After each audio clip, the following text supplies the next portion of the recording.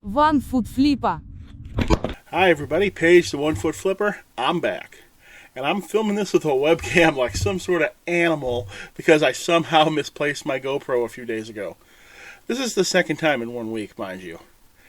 And I just couldn't go any longer without filming a video. So eventually in another video you'll see some stuff that's older than this when I find the GoPro and when I use the bits of footage I took with my phone. So some of the stuff in my channel in the next week or so are definitely going to be out of order. I've made the decision to streamline one part of my business. I used to, every single day, I'd go onto eBay and I'd look at the items that were supposed to end that day and I would mark them down by 3%. And I would do that every day, but the problem is sometimes items would get missed or they'd get double marked down if I didn't do it at the exact same time. Yeah, I'll cut that out. So I decided I'm just going to go to a blanket 3% markdown once a month on the same day. That does increase the average overall markdown, but it's going to greatly reduce my labor. Now I just have to do it once a month instead of every day, and it keeps me from missing items or from double marking them down. Because when I was going through things, I see things, oh, yep, I marked this down twice. This one has somehow gone 3 months without getting marked down. Every single day, it was just ending at the wrong time for me to miss it, or it kept going on the days where I forgot to do it altogether. So hopefully that'll work out a little better. So one of the many things people are often criticizing me about is because I dismiss business models and things that I've not personally tried. I say dollar sports cards sucks. But Paige, you've never sold dollar sports cards. No, I sold $2 cards, and that sucked. Et cetera, et cetera. Media, yeah, I've sold media too. However, one thing I'm trying to do is to actively try out the various things that I haven't been doing. And I have been cross-listing with Crosslist.com software heavily for the past few weeks, and the sales are finally starting to filter in from it as I build some feedback on those other sites, because I didn't have any feedback on Mercari or Grailed or Vinted, or I guess I had some on Facebook Marketplace, but I didn't have feedback on any of those. So, it's hard to get that first couple of sales. Once you get that 10 or 20 next to your name, it's much easier, but those sales have started to come in. And I am really liking this software because it can do some magic that some of the other cross-listing softwares doesn't seem to be able to do. Like, it can import other people's listings. Not only can you use this to move things from one eBay account you have to another, you can simply use it to save time. Because before it was impossible, when you finally find that perfect comp, that perfect listing that you want to base yours off of, but it's on Mercari, it's not on eBay, or it's on Grailed. You can't sell similar from Mercari. With Crosslist software, you can. You can import somebody else's listing. That's exactly what their software does. You can import any listing, doesn't have to be yours. And you can start with that, edit it exactly how you like, repost it wherever you want. If it's a stock photos type item, you could even keep the photos if you wanted to. Crosslist is not paying me to promote their software. However, I do get a small commission if you use my link and coupon code down in the description. And why not give it a try there? Okay, I am filming this from my GoPro. Not from my GoPro, from my cell phone. I have no idea how to get myself centered in this stupid picture because my GoPro has just up and disappeared. It was on my desk this morning. I took footage off of it, edited my video, and somehow at the desk that I sat at all day long, how do people do this? This is insane. Somehow that camera on a tripod has disappeared while I did not move from a single 3-foot spot all day long. I did not even ship anything, so it couldn't have jumped into a box. It's gone. I spent an hour looking for it. My wife and my daughter each spent a half hour looking for it. How does a GoPro on a tripod disappear in a house with nobody else in it? Where did it go? I sold this Pokemon Scarlet Violet totem, marketing totem. This is a big cardboard stand-up that would go into a store. Sold for $48.69. I sold this Toshiba TV VCR combo, no remote. I'm expecting a return. It's been sitting on my shelf for over a year, so chances are it's broken by now. Sold a Bass Pro Shot pad for $7.99. Also sold and cannot find another Bass Pro Shop hat except it's sold for $12. Of course, the one I can't find is the expensive one. I think I accidentally sold it on Dibdit for $1 to Fartsack Jack. I think that's where it went.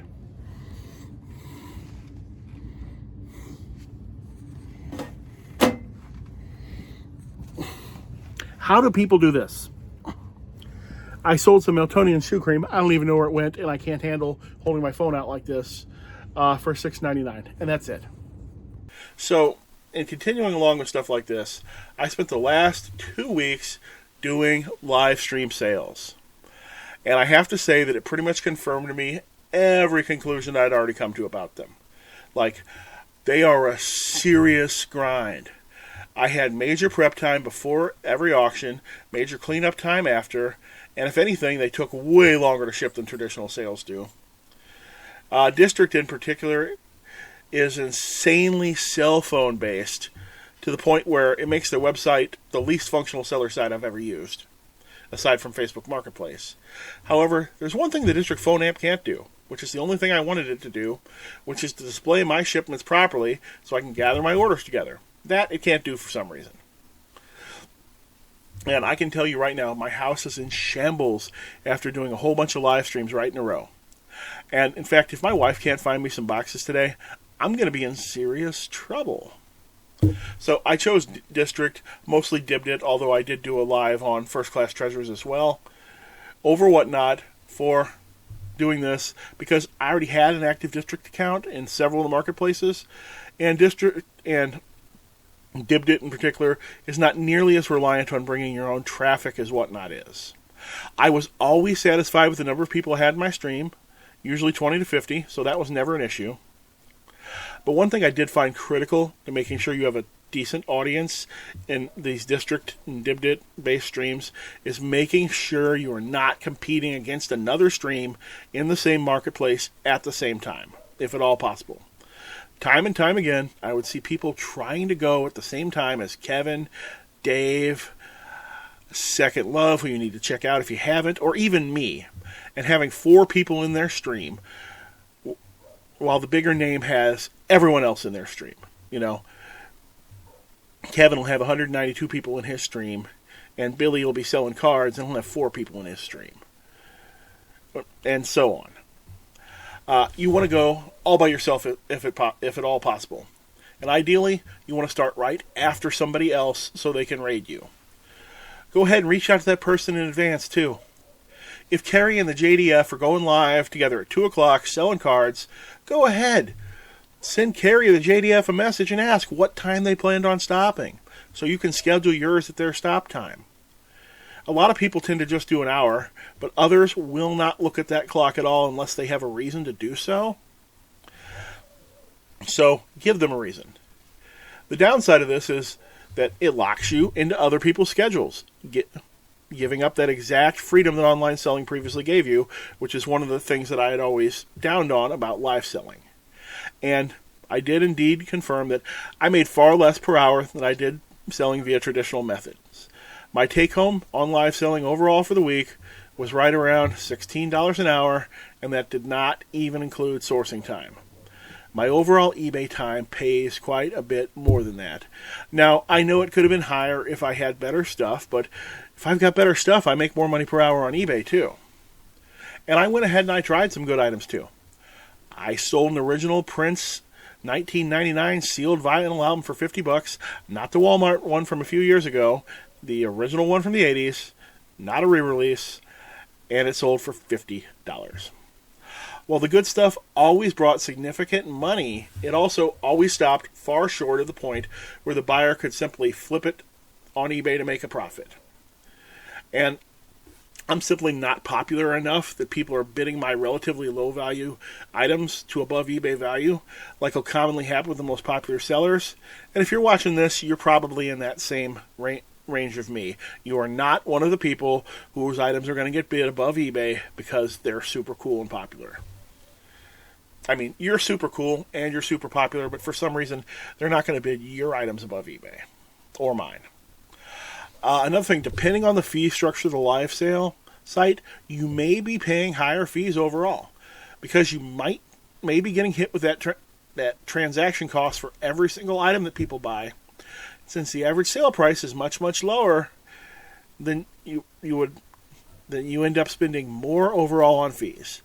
This doesn't seem to be the case with any of the district-based sites I used, but it might very well be the case elsewhere. Let me know how Whatnot works for that down in the comments, because I don't know. I am apparently the person who loses their GoPro, because I once again cannot find it, and I have to do this thing that everybody else does where they try to somehow film with their phone. I hate this. I don't know how anybody manages to do it, but let's try to do some sales anyway. I know they all have sticks that attach to their phone, and I don't have one. I sold a Iowa Hawkeyes NCAA Heritage Banner, $32.93. I had about 30 cents into that. I sold a compact disc, if I can find it. Of course, I put a box on top of it. Why wouldn't I? Front 242, sold for $4.70. I sold a leather cap, Patriots, $12.74. Not bad for had I paid 30 cents for it. Okay, what else did I sell? Sold a Warhammer figure. This is a Chaos Sorcerer of T-Zench on a flying disc. He sold for, wait for it, where is it? $19.95. Sold a sledding snowman ornament that says Peyton on it, or it will, because this is the wrong one. This one says Cassie, but I've got one that says Peyton. That sold for $6.99. Plenty of those in my store. Sold this Medicine Man Hidasta miniature figure, 85 millimeter. I believe it's not gaming. It's just fanciness. $28 even. Sold super quick too, which was weird because there were a whole bunch of them up on eBay from the same seller. He didn't have that exact one, but he had a whole bunch of that series, and he wanted $35 each. And there were 0 sold. So I'm like, well, he's obviously too expensive. I'm going to try 28. And it sold in 2 days. Okay, what else? This is a Wargaming conversion kit, a Martyr 2 kit. This changes something on a tank into something else on a tank. This had a previous sale at 21. There weren't any up. I put it up at 21, and it sold in, once again, 2 days. Travis Matthew golf hat, $14.54. This is a 35-cent Goodwill Bins hat. This is one of those playmats for cards. This is My Little Pony, the movie. It's in a protector storage tube. Do not sleep on Brony stuff. It is way more expensive than you think. That sold for $38.11. Would you have guessed that? I don't think you would have guessed that. A 1990s starter LA Rams hat. See, starter. That was back when starter wasn't a budget brand. $19.80. Under Armour Cardinals hat. I got a $5 offer. I took it. I'll take just about any offer, $5 or up, on a hat that isn't like a Grail hat, you know. Like if I've got $20 on it, I'm not going to take a $5 offer. But if I have 8 or 10 on it, I probably will take a $5 offer. I sold a kilt. This is a consignment item for Elise, so Elise will get some money on her spreadsheet. It sold for $52.38. Finally, my first license plate sale from the ADH Dave license plate buyout. This New York 70s commercial plate sold for $8. Overall, my live stream experiment netted me $1,400 after fees, but before any cost of goods or shipping supplies. Speaking of shipping supplies, nice mistake I just made. I decided that I wanted to get rid of all my records, so I live stream sold all of them. About 40% of them sold. About 60% of them are in a huge stack over there where I'm going to put in lots. But for some reason, before the live streams, I thought, I'm going to need so many record mailers, so I restocked on record mailers. Guess what? I didn't even use all of the record mailers that I had. I sold a ton of records, but I had so many, whale buyers. They didn't buy 1, 2, 3, 5, or 6, what you can get in a record mailer. A lot of people who bought 10 and 20 and 30 overall. And, I'm not using record mailers for those people. So now I'm going to have a whole bunch of record mailers and no records to use them on. They're good for other stuff too, but best for records, and they're not cheap. Meanwhile, of course, while I was doing all this live streaming, my YouTube channel and my main eBay channel had gone to crap by the end of the experiment. I'm not saying that I'm never going to live sell again, because I will, but I will definitely not be focusing my business around it. It doesn't fit me, my personality, my needs, or my sourcing abilities. Instead, I will use it for special circumstances, like when I want to make that space, when I have a big stack of items that are just better live stream items. What I plan on focusing on right now is the continuation of my personal reseller Nirvana plan of keeping both my stores with the exact number of items at all times and only trying to source items that are above certain price thresholds depending on circumstances, thus naturally making the store better over time. I got sort of a plan for this. Like right now, if the store is full, but I have a draft bank with less than 100 items, then I plan on sourcing items with a minimum price of the 33rd percentile of my listed items. So if I have 1,000 items listed, I sort them by price, the 333rd one is $12, then my minimum is going to be $12. If I have over 100 in my draft bank, then the minimum is going to go to the 50th percentile. So, and say like my 50th percentile was $20. So I'm not even going to look for anything worth less than $20 if I've got a full store and 200 plus in my draft bank. Or sorry, 100 plus in my draft bank. If I've got over 200, I'm going to go to the 66th percentile. Say that's $32. Because at that point, I have a full store, 200 good items waiting to go in. I don't need to be looking for junk then. So only top tier at that point. However, if I'm on the bad end of things, I've got no draft, the store's not full, then I will go back to my current store minimum price, which is $5, because I believe keeping that store full or keeping that same number, eBay really likes that for some reason, because since I've started doing that with my card account has really taken back off. It keeps trending up just a little bit month over month. Every month, I mean, right now, my card account could be making the payment on a brand new Corvette right now, if that's the sort of thing I wanted in my life, which I don't. I can't. The artificial leg makes it impossible for me to drive tight like sports cars unless I take the leg off. And then I'd be banging an artificial leg into a Corvette. Nah, it's not going to happen. I'd rather have an old muscle car with a bench seat in it. That way I can just kick the leg up and out of the way. And in the long tail store, I'm not doing exactly the same thing. I'm not trying to continue to increase the price because that's not going to work in that store. That's not the idea behind that store. Right now I have hundreds of garbage pail cards in high grade to slot in as things sell, and I am listing those at about $1 higher than everything else that's in the store. And I have a lot of hats that I'm also going to filter into that store over time. That store is based on firing and forgetting 11,000 items, and that all of them are heavily promoted. Now, I think the most important thing I need to do at the moment is to find my GoPro and to get both my accounts back to their magic number of listings that I plan on keeping, as both accounts were neglected heavily during my live sale experiment, particularly my main eBay account, since I pulled like 160 vinyl listings down off of it, so I'm way below where I was wanting to stay in that. Speaking of staying, thanks for staying to the end. Why not check out that crosslist.com link that I've got down there. I think you'll like it. Thanks, and I hope to see you again soon. See, that's One Foot Flipper's nonsense video.